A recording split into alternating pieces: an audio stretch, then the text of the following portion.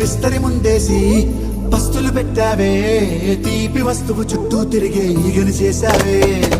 చీచీ సిగ్గలేని మొగుడు గారండాయ్, గుయ్ గుయ్ గుయ్ గుయ్ అంటూ మీదికి రాకుండా గంపెడి పిల్లలతో ఇంటిని నింపావే, సాపాదిండు సంసారాన్ని మేడెక్కించావే.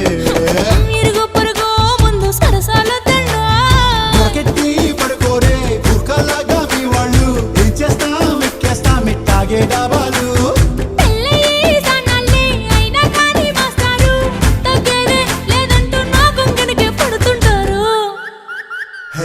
గోదారి గట్టు మీద రామసలకావే.